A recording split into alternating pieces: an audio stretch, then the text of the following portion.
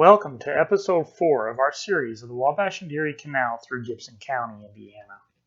In this episode, we will start just north of the town of Francisco, then proceed into the last existing canal community before visiting the Pigeon Summit and concluding at the northern reaches of the Pigeon Reservoir. Traveling south on County Road 650 East, north of the town of Francisco, looking east, in the valley is Lost Creek. This is a dredged Lost Creek. The original Lost Creek is long gone, and the canal actually crossed this creek just to our north and followed along the western side of it, the same side we are on, leading south up until its turn into the town of Francisco. Francisco was platted in January of 1851 by John Perkins. It was originally established on the east side of the Wabash and Erie Canal. There were several homes and businesses in the area. Mr. Perkins built 2 flouring mills, a sawmill, 3 large packaging establishments, along with 3 large grain warehouses. The heyday for the town was between 1854 and 1858. However, the town survives to this day thanks to the railroad and the state highway system that passes through this area. Welcome to the town of Francisco. It was platted because of the Wabash and Erie Canal. This is the only town that is still surviving from the canal day in Gibson County. All the other canal towns have gone defunct, have disappeared, become ghost towns. But this one has survived, mainly because of the mining and the agriculture in the area, plus there's a rail line, as you can see behind me. This is what kept the town alive. I'm standing here at this lower track, partly because it's kind of hard to tell via the maps and information that is provided how the canal actually came into Francisco. But what we do know is this spur that I am standing next to is more than likely on the actual canal. The canal formed the northern border, northwestern border, I should say, and the western border for the town. The town actually sat to the south and east of these locations. These tracks denote the location of the canal prism, more specifically this spur. As this spur turns south into the town, it ends at the grain elevators north of State Road 64, but the path of the canal is only visible when visiting the town because homes have been built upon it south of the state highway. Francisco has a very interesting history and another aspect, and it goes much older than the canal. Francisco actually sits on the old Indian treaty line that separated Indian territory from French territory and British territory. So we're talking 1700s. The old Vincennes tract is on the north side of modern State Road 64. The modern town is bisected by State Road 64, which actually sits atop of the old Indian treaty line. So we're talking pre-statehood Indiana.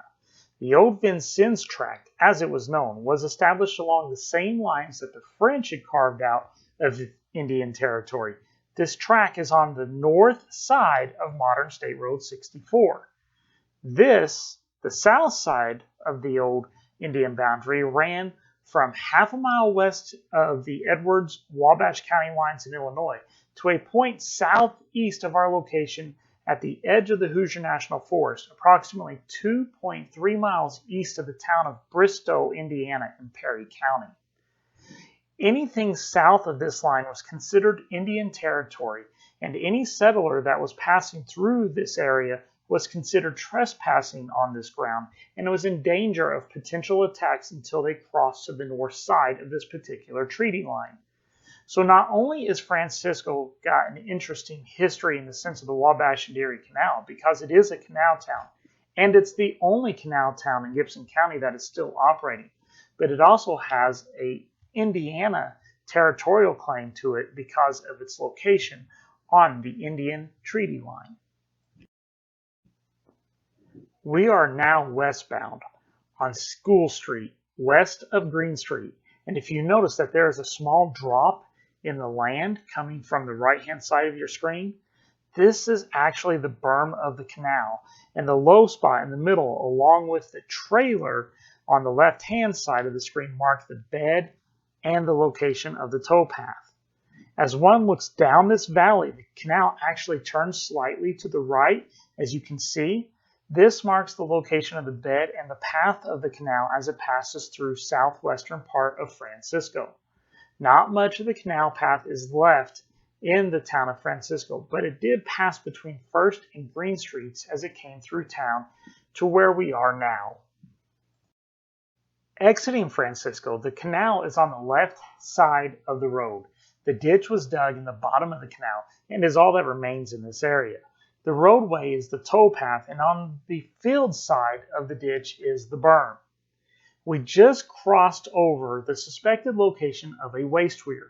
A waste weir was designed to allow excess water from the north to be let out whenever it was needed to prevent flooding in this area. We're coming up on a small structure that was mentioned in the 1853 audit, and there's not a lot of these features mentioned. It is called the tumble in the berm.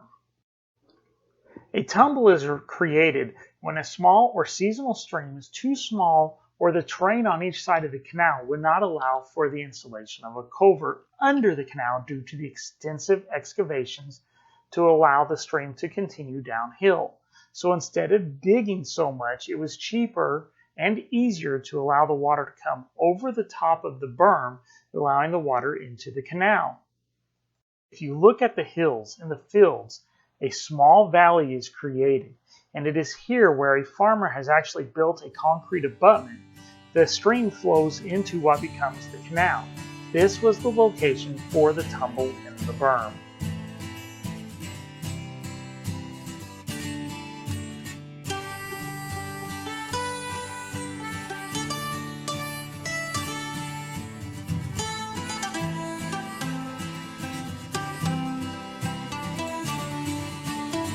Arriving at the eastern end of the Pigeon Summit, or Pigeon Deep Cut, and even though we can view this from the roadway, which is in this area, the towpath, for some time before the county road diverges and continues along the path of the canal, let's view this from a different angle of approach.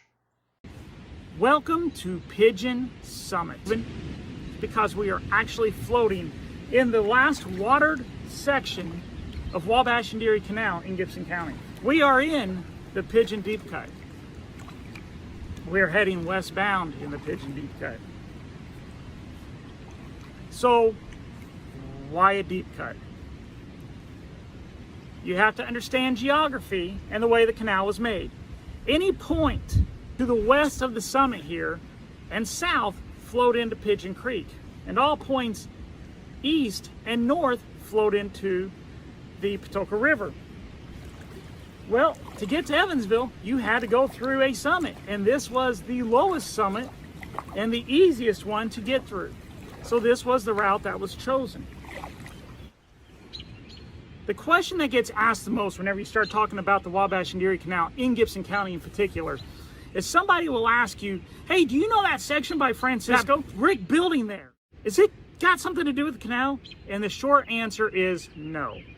What this brick building is, all it is a pump house of some sort, either built by the coal mine or a farmer to pump water from the deep cut, from this section of canal, and water or keep whatever he needed watered. How do I know that it is not canal related? Well, it's got concrete. Concrete was beginning to be played around with circa Civil War. But it wasn't in prevalent use. It really came about in the 1880s, 1890s. So is this structure canal related? No, it is not. It came about much, much later. Unfortunately, the whole summit is not watered anymore. Just a small couple sections of it. This is probably the biggest section here. It goes on for probably a half mile of watered section. Back 170 years ago, there would have been boats traveling down through here, passing each other, going north and southbound, carrying goods, people. Very nostalgic. I think the 1849 audit does the best justice for the Pigeon Summit and how it was constructed. But I've got to give a little bit of backstory here. You have to understand, after the canal crossed the Patoka River, it was a very expensive section of canal to build. It was elevated, it was not straight lines like they like to build. So getting down to the summit was very expensive and very labor intensive. That said, there was a mile on the east side of the summit that was considered the cheap line, or it was cheap because it was straight and it was flat. They didn't have to build it up around the surrounding plain. Here is an excerpt from the 1849 audit about the Pigeon Summit. Next in order comes the Pigeon Summit Deep Cut. This embraces a distance of 2 miles and 60 chains, extending from 5 feet cutting at one end to the same at the other. The deepest cutting on the summit is 20.30 feet. There are an estimated 698 cubic yards of earth excavation and 16,122 cubic yards of solid sandstone rock. Nearly the whole work embraced in this deep cut was once under contract, and 260,000 cubic yards have been estimated to the contractors before the state suspended operations, the suspension being in 1839. A great many soundings were made in this deep cut, both with a view to determine the quantity of rock and the quality of the earth excavation.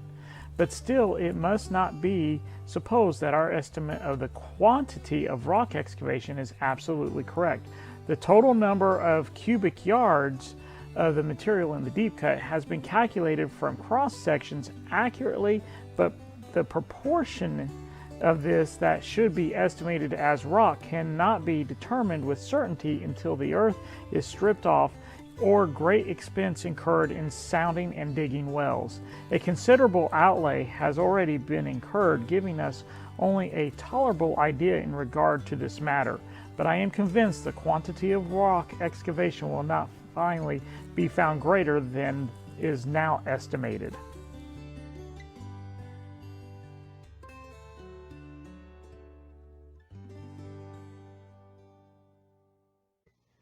Now we have left the Pigeon Summit and Deep Cut behind us.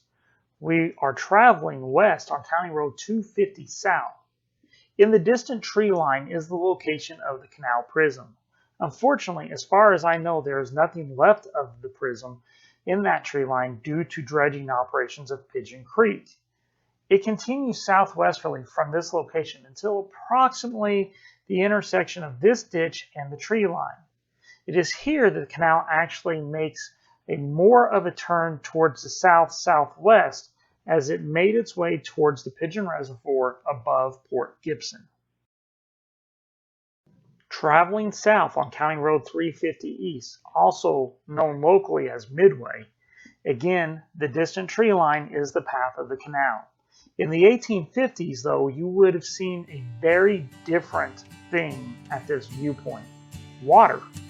Because we are starting to see the northern edge of the Pigeon Reservoir. We're not in the heart of the reservoir yet, but we're getting close to it.